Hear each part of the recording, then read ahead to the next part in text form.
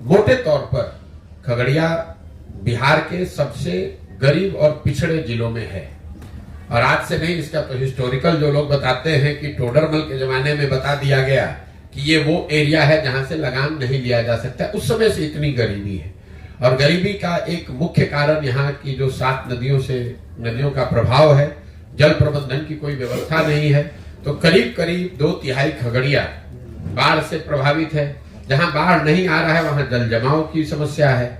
और बड़ी संख्या जो यहाँ पर लोगों की किसानी की है, जो आप लोग मक्का यहाँ उगाते हैं, उसका दाम न मिलना है। जैसे अभी मक्का का जो दाम है, जहां मुझे याद है शायद 2090 रुपए दाम है। और खगड़िया में आप जाकर गांव गांव पूछ लीजिए, कोई ऐसा किसान मक्का उत्पादक नहीं मिलेगा जिसने अपने मक्के को 1600-1700, 1800 से ज्यादा में बेचा। यहाँ पर मतलब जो कृषि आधारित बाढ़ और कृषि आधारित जो व्यवस्था है, उसमें जो कमी है, उस यहाँ की गरीबी का मेन कारण है। उद्योग धंधे तो यहाँ पर है नहीं, पढ़ाई की व्यवस्था है नहीं। वो कोई खगड़िया की स्पेसिफिक बात नहीं, वो तो पूरे बिहार का वही हाल है। पलायन, बेरोजगारी, शिक्षा का ध्वस्त होना और किसानों की बदहाली, ये तो हर जगह है। खगड़िया बेगूसराय के मुकाबले या दूसरे अन्य जिलों के मुकाबले ज्यादा पिछड़ा क्यों है, उसकी एक वजह मुझे समझ में आ रही है। यहाँ पर जो नदियों का प्रभाव है यहाँ के जीवन पर, यहाँ के सामाजिक आर्थिक जीवन पे, वो बहुत ज्यादा है। और इन नदियों के जल प्रबंधन को लेकर कोई ऐसा प्रयास नहीं किया है। जैसे हम लोग यहाँ बैठे हुए हैं, यहाँ पर 2 पुल की मांग हमको लग रहा है कि आज पिछले 20-25 वर्ष से चल रही है, आज तक नहीं बना। यहाँ नदियों मतलब बाढ़ हर साल आ रहा है। जिस एरिया में हम लोग बैठे हैं, इस साल नहीं आया, लेकिन लोग बता रहे हर साल बाढ़ आता है, लेकिन कोई उसके लिए प्रयास नहीं किया गया है। हर साल लोगों को मालूम है, एक ही नेता यहाँ जो विधायक है 3 बार 4 बार 5 बार से लोग जीत कर आ रहे हैं, लेकिन समस्याएं वही बनी हुई हैं, कोई उसका परिवर्तन नहीं हुआ। तो खगड़िया में जब तक पानी के प्रबंधन को ठीक नहीं किया जाएगा, तब तक खगड़िया का समुचित विकास संभव नहीं है। खगड़िया बिहार के उन राज्यों में है, उन जिलों में इसकी गिनती मैं करता हूं, जहां बाढ़ और पानी के प्रबंधन को सबसे ज्यादा प्राथमिकता के आधार पर जिसका रास्ता अगर निकाला जाए, तभी यहाँ की जीवन शैली और यहाँ की आर्थिक सामाजिक विकास की बात हो सकती है। वरना आप चाहे सड़क बनाइए, बांध बनाइए, कुछ भी बनाइए, बाढ़ आता है, सब बर्बाद हो जाता है, फिर वहीं का वहीं चला जाता है। सर, ये जनस्वराज की एंट्री क्या 2024 में होगी? नहीं, मैंने आपको बताया कि जनस्वराज जब मैंने पैदल चलना शुरू किया, जब इसकी घोषणा की, तभी बताया कि जब पूरा बिहार पैदल चल लेंगे, तब हर प्रखंड पंचायत से उन लोगों को निकालेंगे जो दल बनाना चाहते हैं। अभी उस समय मेरा अनुमान था कि 1-1.5 साल में पूरा बिहार चला जा सकता है, लेकिन जब मैं चल रहा हूं करीब करीब अभी 18 महीने हो गए, मैं आधा बिहार ही पैदल चल पाया। इस पदयात्रा में किलोमीटर और दिन निश्चित नहीं है, उद्देश्य निश्चित है कि हर गांव पंचायत तक पहुंचना है, पहुंचकर वहां के लोगों की, वहां की समस्याओं को समझना है। ऐसे लोग जो उन समस्याओं को सुलझाने के लिए सामाजिक राजनीतिक तौर पे सक्रिय होना चाहते हैं, उनको जोड़ना है और उनको जोड़कर एक नई व्यवस्था बनाना है। अब उसको करने में अगर 2 बरस ज्यादा लग जाए तो ज्यादा लग जाए, कोई हमें जल्दी नहीं है। 2 बरस और लगेगा, 2 बरस और लग जाए, लेकिन दल तभी बनेगा जब मैं पूरे बिहार को समझ लूं, उन लोगों से मिल लूं, उनकी समस्याओं को जान लूं। और ये करने में मुझे लग रहा है कि अभी 1.5 साल और समय लगेगा। तो उस नजरिए से जो आपका सवाल है कि क्या लोकसभा चुनाव से पहले जनस्वराज दल बनेगा, बिल्कुल नहीं बन सकता है। इसलिए नहीं बन सकता है कि हम लोग का अभी हमारी पदयात्रा पूरी नहीं हुई है। और जो मैंने बिहार की जनता को आश्वासन दिया है कि भाई पूरा बिहार घूमने के बाद ही लोगों की मदद से दल बनाया जाएगा। अगर आज चुनाव के नजरिए से हम दल बना लें, तब तो दल बनाने से पहले ही हम वो करना शुरू कर देंगे। लोग यही कहेंगे कि देखिए चुनाव आया तो फिर अपना हवा बना के चुनाव लड़ने की कोशिश कर रहे हैं। जनस्वराज का उद्देश्य दल बनाकर चुनाव लड़ना नहीं, ये एक नई व्यवस्था बनाना है जिसमें 5 वर्ष लग जाए, 10 वर्ष लग जाए, लेकिन बिहार में सही मायनों में लोगों की जिंदगी बदले, व्यवस्था बदले, वो प्रयास है। सिर्फ दल बनाकर चुनाव लड़ना होता तो इतने प्रयास की क्या जरूरत है? तो पटना बैठिएगा, एक दिन में दल बन जाएगा। और कि जब सबको कोई ना कोई लड़ने वाला मिल जाता है, तो हमारी जो पृष्ठभूमि है, हमको भी लड़ने वाले घर घर लोग मिल जाएंगे। वो प्रयास नहीं है। प्रयास जो मैंने आपको बताया, पहले समाज को तैयार करना, उसी समाज से ऐसे लोगों को ढूंढ कर निकालना जो एक नई राजनीतिक दल व्यवस्था बनाना चाहते हैं, और साथ साथ जमीनी हकीकत को समझकर एक योजना बनाना, ताकि कल अच्छे लोग चुनकर आए तो उनको मालूम हो कि खगड़िया को सुधारने के लिए करना क्या है, बेलदौर में क्या करना है, परबत्ता में क्या करना है, जब ये जानकारी नहीं रहेगी, अभी स्थिति यह है कि जो 2 बार 3 बार का विधायक है, समस्या की बात तो छोड़ दीजिए। कई बार लोग कहते हैं भैया पैदल चलने से क्या होगा, हम लोग तो पहले ही से मालूम है क्या समस्या है। बिल्कुल नहीं मालूम है। मैं आपको दावा कर रहा हूं कैमरे पर, जो भी आपके यहाँ खगड़िया जिला में विधायक है 2 बार 3 बार से, उसको आप कैमरे पर बैठा दीजिए और बोलिए कि बिना कागज देखे हुए अगर अपने पंचायतों का नाम बता दे तो आप जो कहिएगा मैं मान लूंगा। लोग अपने पंचायतों का नाम नहीं जानते हैं, समस्या की तो बात ही छोड़ दीजिए। जो 2-2 3-3 बार से विधायक है उसको अपने सारे पंचायतों का नाम नहीं मालूम। हर पंचायत में लोग 5-5 बरस में एक बार अपना मुंह दिखाने भी नहीं गए।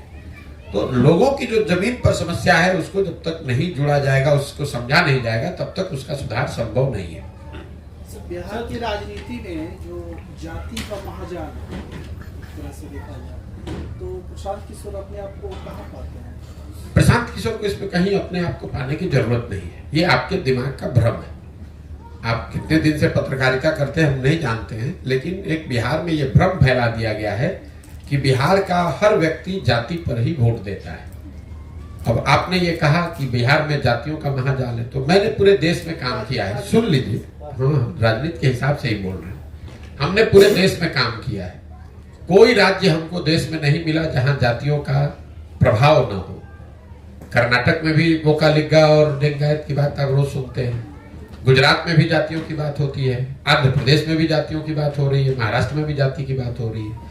लेकिन आपको हमको ये समझ में नहीं आता है, क्योंकि हम लोग पिछड़े और गरीब राज्य हैं, तो आप पर यह तोहमत लगा दिया गया है कि बिहार इसलिए पिछड़ा है क्योंकि यहाँ पर सब लोग जाति की ही बात करते हैं। और आपको हमको जाने अनजाने ये समझ में नहीं आ रहा है कि आप अपने मुंह में कीचड़ लगा रहे हैं, बिना इस चीज को समझे हुए ये बता रहे हैं जैसे कि पूरे देश में जाति नहीं है, बिहार में ही जाति है। अब मैं आपको इसका सटीक एक उदाहरण दे देता हूँ। आप यहाँ पत्रकार हैं, राजनीति को कवर करते हैं। बिहार में मोदी जी को, भाजपा को वोट पड़ता है कि नहीं पड़ता है? पड़ता है। जब आप जाकर पूछेंगे कि वोट कैसे ये सांसद जीता है, तो लोग बताते हैं कि अरे सांसद को कहाँ वोट पड़ा, तो मोदी जी के नाम पर सब वोट पड़ा है। तो अगर बिहार में हर व्यक्ति जाति पर ही वोट दे रहा है, तो मोदी जी के जाति का तो आदमी बिहार में रहता नहीं है, तो वो मोदी जी को वोट कैसे दे रहा है? अभी तो आपने कहा कि भाई हर आदमी जाति पर ही वोट दे रहा है, तो मोदी जी के जाति के कितने लोग बिहार में रहते हैं ये आप हमको समझा दीजिए। तब आप तुरंत कहिएगा भैया वो तो हिंदू मुस्लिम के नाम पे देता है। हिंदू मुस्लिम के नाम पे दे रहा है, लेकिन जाति के नाम पे तो नहीं दे रहा है। कई जाति समूह के लोग भाजपा को, मोदी जी को किसी दूसरे मुद्दे पर वोट देते हैं, जाति पर नहीं देते। इसका दूसरा पक्ष देख लीजिए। बिहार में 18% मुसलमान रहता है, वो आरजेडी को वोट देता है, लालटेन को वोट देता है। वो लालू जी के जाति का तो नहीं है, तो मुसलमान आरजेडी को क्यों वोट देता है? वो वोट इसलिए देता है क्योंकि वो भाजपा को दे नहीं सकता है और सामने उसके पास कोई विकल्प नहीं, इसलिए लालटेन को वोट देता है। वो जाति के लिए वोट नहीं देता है। बिहार में 50% से ज्यादा ऐसे लोग हैं जो जाति के आधार पर वोट नहीं करते। ये आप भ्रम मत पालिए। तो ये लोगों के दिमाग में बैठा दिया गया है कि भैया जाति पर सब वोट होता है, जाति पर ही सब वोट होता है। जाति भी एक महत्वपूर्ण पहलू है, ऐसा नहीं है कि जाति की महत्ता नहीं है, लेकिन जाति भी एक विषय है। सिर्फ जाति के आधार पर 100 में 100% वोट पड़ता तो जो भी जाति का आदमी एक बार जीत गया वो कभी चुनाव ही नहीं हारता है। उस जाति के लोग वो विधानसभा, पंचायत, प्रखंड छोड़कर चले थोड़ी ना गए हैं। जितने मान लीजिए कि कुशवाहा समाज के जितने आज लोग हैं, 10 वर्ष के बाद भी करीब करीब उतने ही लोग रहेंगे। तो फिर एक बार कुशवाहा कोई जीतता है, कोई हार कैसे जाता है? इतना आसान नहीं है जितना आप समझते हैं कि सब जाति पर ही वोट देता है।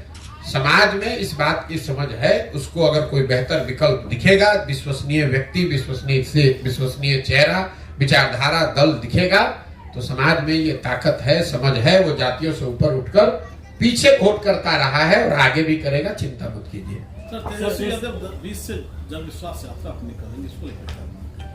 इसमें हमको क्या मानना है? अभी सत्ता में बैठे हुए थे तो यहाँ हम लोग कहते हैं कि नीतीश कुमार पलटू मार है, लेकिन नीतीश जी को हम सब लोगों को एक बात की शाबाशी देनी चाहिए कि नीतीश कुमार इतनी बार पलटे कि पलट पलट के उन्होंने सारे दलों को पलटू मार बना दिया। भाई तेजस्वी यादव, अगर नीतीश कुमार पलटू मार है तो तेजस्वी यादव कैसे सीधे हैं? अभी 2 बरस पहले नीतीश जी को पलटू मार कहे, फिर जिस दिन नीतीश कुमार ने उनको अपने साथ रख लिया उप मुख्यमंत्री बना लिया तो नीतीश कुमार को विकास का चेहरा बताने लगे। जन विश्वास में निकल, एक मिनट सुन तो लीजिए। फिर आज नीतीश कुमार छोड़कर भाजपा में चले गए तो महाशय अब कह रहे हैं कि नीतीश कुमार तो बड़े थके हुए मुख्यमंत्री थे। यही हाल भाजपा का है। अमित शाह आए, बोले कि भैया एक एक बिहार के आदमी सुन लो, नीतीश कुमार के लिए भाजपा का दरवाजा बंद है। तो हमने वही कहा कि भाई दरवाजा तो अमित शाह बंद करके ठीक ही गए थे, छिटकिनी लगाना भूल गए थे। जैसे ही हवा का झोंका आया, दरवाजा खुल गया, नीतीश कुमार को बैठा लिए बगल में। जो नरेंद्र मोदी जी मध्य प्रदेश में जाकर एक सभा में कह रहे थे कि इस आदमी ने, एक नेता ने महिलाओं के लिए ऐसी अभद्र टिप्पणी की है विधानसभा में, इनको सजा होनी चाहिए। वही मोदी जी के नेतृत्व वाली भाजपा, वही मुरेठा बांधकर घूमने वाले सम्राट चौधरी आज नीतीश कुमार को बिहार का भविष्य बता रहे हैं लोग। आपने कहा जन विश्वास यात्रा, आप कोई भी यात्रा कर लीजिए। नीतीश कुमार किए थे समाधान यात्रा, कितना बिहार की समस्या का समाधान हो गया। अभी राहुल गांधी कर रहे हैं न्याय यात्रा, कितना बिहार के लोगों को न्याय मिल गया। तो इनके जन विश्वास यात्रा करने से क्या होगा? सबसे ज्यादा विश्वास आपने तोड़ा। 30 बरस से लालू नीतीश का ही राज है इस देश में, इस बिहार में। 30-32 बरस में बिहार से गरीबी कम नहीं हुई, पलायन रुका नहीं, बच्चों की पढ़ाई की व्यवस्था हुई नहीं, रोजगार मिला नहीं। तो अब किस विश्वास की बात कर रहे हो? जनता इतनी बेवकूफ नहीं है। आएंगे विश्वास यात्रा में, भीड़ दिखेगी, पैसे के बल पर, काडर जात के नाम पर कुछ लोग इकट्ठा हो जाएंगे, उससे कोई फर्क नहीं पड़ने वाला है। काठ की हांडी बार बार नहीं चढ़ाई जा सकती है। जिन लोगों ने आरजेडी को, लालू जी के, उनके बच्चों की सरकार को देखा है, वो जानते हैं कि ये लोग जात पात, हिंदू मुस्लिम और भ्रष्टाचार गुंडागर्दी से ऊपर उठकर राजनीति नहीं कर सकते हैं। वो आरजेडी का कैरेक्टर है। इन 4 चीज से ऊपर उठकर आरजेडी के लोग राजनीति नहीं कर सकते हैं। तेजस्वी यादव उससे अलग नहीं है। सर एक मिनट सर, ऐसा सोच है सबका कि आप 11 राज्य में अपने रणनीति से मुख्यमंत्री बना चुके हैं और बिहार में सभी नेता पर विश्वास नहीं है कि मतलब कहते हैं कुछ, करते हैं कुछ, तो आप पर कैसे विश्वास करेंगे? हो सकता है सर आप सत्ता में आके आप भी इसी तरह कर दें। बिल्कुल ठीक बात है। तो अगर आप यहाँ पर, हम खगड़िया में 20 दिन से हैं, कम से कम 100 सभाओं में हमने बात करी होगी। किसी सभा में दिखा दीजिए जहां हमने किसी को कहा हो कि भैया हम पर भरोसा करके हमको वोट दो, हम आएंगे तो तुम्हारा जीवन सुधार देंगे। हम सभा की शुरुआत ही करते हैं इस बात से कि भैया मेरी बात पर तो भरोसा करना नहीं, क्योंकि जैसे पहले के लोगों ने ठगा है, हम पर भरोसा करके हमको वोट दोगे, हम भी तुमको ठग सकते हैं। तुम खुद समझो, तुम अपने बच्चों के बारे में सोचो, तुम अपने बच्चों की चिंता करो, अपने बच्चों की भलाई के लिए वोट करो। प्रशांत किशोर को जिताने के लिए, लालू जी को हराने के लिए, मोदी जी को प्रधानमंत्री बनाने के लिए, अपने जात का नेता जिताने के लिए, अपना हिंदू मुसलमान करने के लिए तो तुमने जीवन भर वोट दे दिया। पूरे अभियान में हम एक ही पंक्ति बता रहे हैं कि एक बार जीवन में अपने बच्चों के लिए वोट दे दो। देश के लिए नहीं, राज्य के लिए नहीं, जात के लिए नहीं, नेता के लिए नहीं, मोदी, लालू, नीतीश, प्रशांत किशोर के लिए नहीं, वोट एक बार अपने बच्चों के लिए दो। क्योंकि कई लोग कहता है भैया अब तो बात कर रहे हैं कि देश के लिए वोट नहीं दे रहे, तो बहुत खराब बात है। बिल्कुल ठीक बात है, आपको कैमरे पर कह रहा हूं। जो लोग कहते हैं कि देश के लिए वोट दे रहे हैं, अगर आपका बच्चा अनपढ़ है, बेरोजगार है, तो देश कमजोर हो रहा है कि उससे मजबूत हो रहा है? अगर पूरा बिहार का बच्चा अनपढ़ और गरीब है, बेरोजगार है, तो उससे देश मजबूत हो रहा है कि देश कमजोर हो रहा है? देश में प्रति व्यक्ति आय है 1,35,000, बिहार में प्रति व्यक्ति आय है 34,000 रुपया। अगर बिहार में बच्चों की आमदनी बढ़ेगी, यहाँ रोजगार आएगा, तो उससे देश उससे मजबूत होगा। अगर पूरा बिहार का आदमी गरीब रह जाएगा तो उससे देश भी नीचे आएगा, क्योंकि पूरे देश की 10% आबादी बिहार की है। इसलिए हम कह रहे हैं, डंके की चोट पर कह रहे हैं कि बिहार के लोगों के लिए समय है जब देश, राज्य, विचारधारा, जाति, नेता सबको छोड़कर एक बार अपने बच्चों की चिंता कीजिए। देश आगे बढ़ रहा है। इसी देश में बुलेट ट्रेन 1 लाख करोड़ का बन रहा है, खगड़िया में पैसेंजर ट्रेन भी नहीं चल रहा है। इसी देश में बिलियंस ऑफ डॉलर्स का इन्वेस्टमेंट आ रहा है, फैक्ट्रियां लग रही हैं। खगड़िया में आज भी लोग, खगड़िया, बेगूसराय में, मधुबनी, सीतामढ़ी में आज भी लोग 1960-70 के जमाने में जी रहे हैं। आज भी आपके हमारे बच्चों को मजदूरी करने के लिए कर्नाटक, बंगलोर, तमिलनाडु, गुजरात, महाराष्ट्र जाना पड़ रहा है। तो देश की तरक्की होगी, वो ठीक है, हो रही है, नहीं हो रही वो अलग विवाद है, लेकिन इस बात पर कोई विवाद नहीं है कि बिहार में कोई तरक्की नहीं हो रही है, और देश की तरक्की से बिहार और बिहार के लोगों का कोई फायदा नहीं है, चाहे वहां देश में कांग्रेस की सरकार रहे कि मोदी जी की सरकार रहे। बिहार के बच्चों के लिए पढ़ाई रोजगार न पहले था न अब है, इसलिए आपको हमको पहले अपने बच्चों की चिंता करनी है। जो व्यक्ति अपने बच्चों की चिंता नहीं कर सकता है, वो समाज राज्य देश की चिंता क्या करेगा। सर, जन स्वराज का जिला में जो संगठन आप कर रहे हैं, कब से कर रहे हैं, कब माने कैसे नहीं, जो मैंने आपको बताया, पदयात्रा के दौरान जो लोग मिलते हैं, जो इस विचारधारा को सुनकर समझकर तय करते हैं कि भैया अब हम लोग को जन स्वराज से जुड़ना है, एक नया दल बनाने में कंधा लगाना है, ऐसे हजारों लोगों को एक साथ इकट्ठा करके पदयात्रा जब हम खत्म करेंगे तो वो संगठन बनाकर पब्लिकली जारी करेंगे। आप भी देख पाइएगा, जिले के स्तर पर 250 लोग, अनुमंडल के स्तर पर 50, प्रखंड के स्तर पर 200 और पंचायत के स्तर पर 50 लोगों की पहली कार्यवाहक समिति जारी की जाएगी। वही लोग मिलकर जन स्वराज की सोच को आगे घर घर पहुंचाने का जिम्मा लेंगे और इस चीज को आगे बढ़ाएंगे। जिस तरह से आपने कहा क्या है सर, यूथ क्लब अभी बता तो दिया यूथ क्लब क्या है, मैंने पहले ही सारा समझाया। यूथ क्लब बिहार में 1 लाख बच्चों को जो अपने लिए सामाजिक राजनीतिक पहचान बनाना चाहते हैं, आने वाले समय में राजनीति करना चाहते हैं, उनके लिए प्रशिक्षण संसाधन की व्यवस्था है, ताकि वो लोग जिनके बाबूजी, जिनके घर वाले बड़े लोग नहीं है, राजनीति से जुड़े हुए लोग नहीं है, लेकिन ऐसे बच्चे जिनमें काबिलियत है, क्षमता है, ऐसे बच्चों को राजनीति में लाकर उनको प्रशिक्षित किया जाए और उनको ये अवसर दिया जाए कि कल होकर अगर उनमें क्षमता है तो आकर वो राजनीति कर सके। सर, एक सवाल है सर कि जन स्वराज आने वाले समय में जो कह रहे हैं कि हम पंचायत में मुखिया हो या प्रमुख हो या विधायक के इलेक्शन लड़े, मैं उसको साथ दूंगा या मतलब उसको सहयोग करूंगा, क्या आने वाले समय में वैसे व्यक्ति को तो नहीं देगी जो जदयू में है या राजद में है या जो बीजेपी में जो भ्रष्टाचार में। जन स्वराज का जो स्लोगन है वो है सही लोग जी। अब सही कौन है कौन नहीं है, इसके लिए कोई पैमाना, कोई यंत्र हमारे पास नहीं है। सही वो है जिसको समाज सही मानता है, इसीलिए इतना लंबा समय समाज में बिता रहे हैं, गांव में जाकर, पंचायतों में जाकर पता कर रहे हैं कि कौन किसको लोग अच्छा सही मानते हैं। वो मजबूत हो न हो, वो जदयू में हो, लेफ्ट में हो, आरजेडी में हो, भाजपा में, उससे मतलब नहीं है, राजनीति में है नहीं, इससे मतलब नहीं है। जिसको भी समाज अच्छा सही मानता है, उस आदमी को जाकर ये हाथ जोड़ना, समझाना कि भाई आप आइए, खाली बैठकर घर में बात करने से नहीं होगा। अगर बिहार में आप सुधार करना चाहते हैं तो इसमें कंधा लगाइए, पैसे का, जाति का, व्यवस्था का चिंता छोड़ दीजिए, आप जुड़िए जन स्वराज से, आपकी मदद की जाएगी। आप सब लोग मिलकर जुड़कर प्रयास करेंगे तो बिहार में बेहतर विकल्प बन सकता है। नहीं कीजिएगा तो जैसे चल रहा है वैसे चलता रहेगा।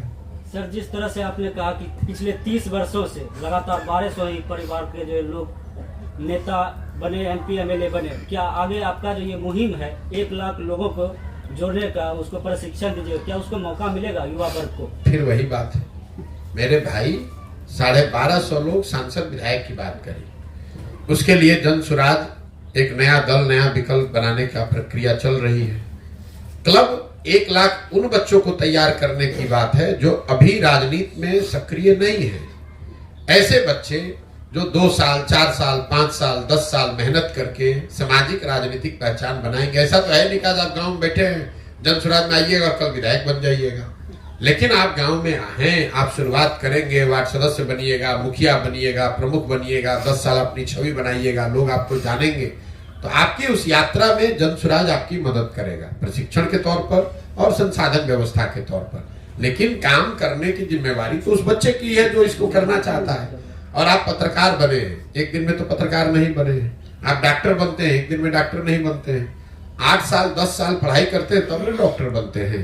तो अगर आप डॉक्टर, इंजीनियर, पत्रकार, वकील एक दिन में नहीं बन सकते हैं तो विधायक, सांसद एक दिन में कैसे बनिएगा? वो बनने के लिए भी आपको 8 साल 10 साल 15 साल मेहनत करनी पड़ेगी। हाँ, ये जरूर है कि जन स्वराज से अगर आप जुड़कर ये कर रहे हैं तो आपको हाथ पकड़कर आगे बढ़ाने वाला, समझाने वाला, सिखाने वाला जन स्वराज की ओर से कोई रहेगा। काम करना, प्रयास करना, सफलता मिलना न मिलना वो आपकी क्षमता और आपके कार्य पर आधारित है। बहुत बहुत धन्यवाद। राहुल जी न्याय यात्रा पे जो संसाधन से जुड़ता है, तो क्या राहुल जी की उतनी भीड़ तो नहीं थी, इतना भीड़ होना चाहिए? उनके संसाधन कांग्रेस के। मेरे भाई, ऐसा है, यात्रा सब करने के लिए स्वतंत्र है, राहुल जी करे, नीतीश जी करे, तेजस्वी जी करे, कौन रोक रहा है? यात्रा करने मात्र से ही अगर सब कुछ हो जाता तो देश में तो रोज कोई ना कोई यात्रा चल रही है। अब राहुल जी ने यात्रा की, उसमें उन्होंने कितना भीड़ आया नहीं आया, इन सब बात को हटा दीजिए। राहुल जी की पार्टी के कांग्रेस के एक मुख्यमंत्री अभी तेलंगाना में बने 2 महीना पहले, जब भी अभी जुमा नया नेता बने, बनते के साथ कहा कि बिहार के लोगों का डीएनए है मजदूरी करना। तो जिस दल के नेता राहुल गांधी हैं, उस दल का मुख्यमंत्री बिहार के लोगों को एक तरह से गाली दे रहा है, कह रहा है कि हम लोग का डीएनए है मजदूरी करना। उसी दल के नेता राहुल गांधी आकर बिहार में कहेंगे कि सारे बिहार के लोग हमको समर्थन दीजिए, हमको वोट दीजिए, तो कौन बिहार का आदमी उन पर भरोसा करेगा? और क्यों करेगा? भाई, तुम्हारा मुख्यमंत्री बिहार के लोगों को गाली दे रहा है, उस वक्तव्य पर आपने बिहार आने से पहले कुछ आधिकारिक तौर पर कहा नहीं, तो क्यों बिहार के लोग उनके साथ जुड़ेंगे? आप हमको गाली भी दीजिएगा और हम लोग से वोट भी लीजिएगा, दोनों बात कैसे हो सकता है? बिहार में राहुल गांधी की जीत तेजस्वी यादव चला रहे थे, क्या विधान चुनाव में उनकी गाड़ी जीत को जनता रास्ता देगी? मेरे भाई, तेजस्वी यादव जीप चला ले कि ट्रक चला ले, उनको कुछ नहीं होने वाला है। ये सब पिटा पिटाया बहुत दिन हो लिया, जनता ने देख लिया है। अब जो अपना समीकरण वगैरह है उसी के आधार पर बाबूजी का दल है, लालू जी का, उनका नाम है कुछ, उस समाज के कुछ लोग जुड़े हुए हैं, उसके आधार पर अपना दुकान चला रहे हैं, उनको कुछ दिन और चलाने दीजिए। वो जीप चला ले, ट्रैक्टर चला ले, हेलीकॉप्टर चला ले, होना कुछ नहीं है। कई लोगों को लगता है कि आरजेडी यहाँ बहुत बड़ा मजबूत दल है। आप लोग ये नहीं देखते हैं कि आरजेडी का कभी वो स्थिति था कि बिहार झारखंड में 54 में 51 एमपी आरजेडी के थे। लालू जी की इतनी तूती बोलती थी। आज बिहार झारखंड को मिला लीजिए तो आरजेडी का 0 सांसद है, 0।